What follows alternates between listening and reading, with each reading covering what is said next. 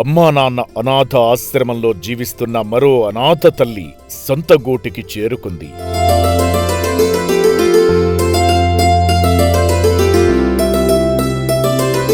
పెద్దపల్లి జిల్లా కలెక్టర్ కోయా శ్రీహర్ష గారి ఆదేశాల మేరకు ఫీల్డ్ రెస్పాన్స్ ఆఫీసర్ స్వర్ణలత గారు 2025 డిసెంబర్ 23న అమ్మా నాన్న అనాథ ఆశ్రమానికి తీసుకురావడం జరిగింది. అందరికీ నమస్తే అండి.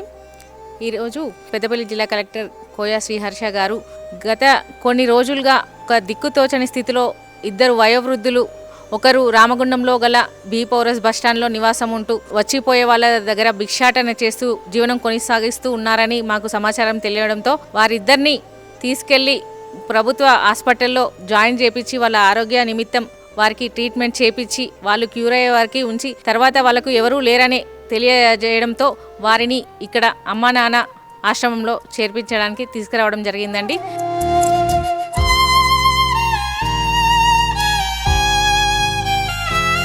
అప్పటి నుంచి ఆశ్రమంలోనే ఉంటూ చికిత్స తీసుకుంటున్న వెంకటమ్మ ఆరోగ్యం మెరుగుపడడంతో ఇటీవల తన చిరునామా చెప్పింది.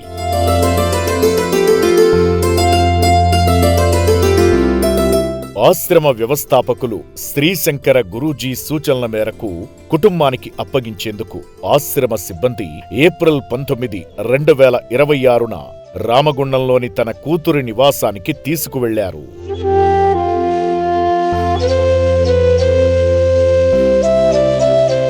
వెంకటమ్మ చెప్పిన అడ్రస్ ప్రకారం ఆశ్రమ వాహనంలో రామగుండం తీసుకువెళ్లగా చుట్టుపక్కల వారు గుర్తుపట్టి తన కూతురు ఉంటున్న అడ్రస్ చెప్పగా అక్కడికి తీసుకువెళ్లారు. ఇదేనమ్మా ఇల్లు? ఇదే బిడ్డ. ఓది ఇల్లు?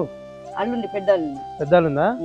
అదే తన కుమార్తె ఇల్లని వెంకటమ్మ చెప్పడంతో తన కుమార్తె లక్ష్మిని పిలవగా తాను వచ్చి మా అమ్మే అని చెప్పింది.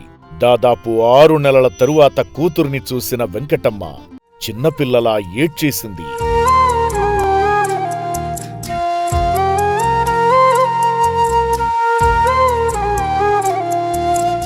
నడవలేని స్థితిలో ఉన్న వెంకటమ్మను సిబ్బంది ఎత్తుకుని ఇంట్లోకి తీసుకువెళ్లి కుమార్తెకు అప్పగించారు.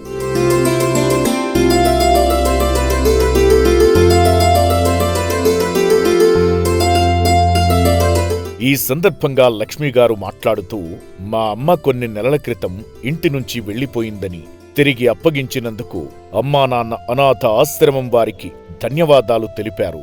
నా పేరు కొట్టె లక్ష్మి. ఈ అమ్మ మా అమ్మ కొన్ని రోజుల నుంచి కనబడలేదు, అనాథగా తిరిగింది, ఇంటికి రాలేదు.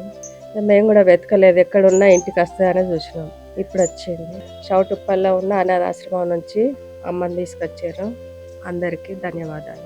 అనంతరం వెంకటమ్మను తన కుమార్తెకు అప్పగిస్తున్నట్లుగా సంతకం పెట్టించుకుని ఇంట్లో జాగ్రత్తగా ఉండమని వెంకటమ్మకు మంచి చెడ్డా చెప్పారు.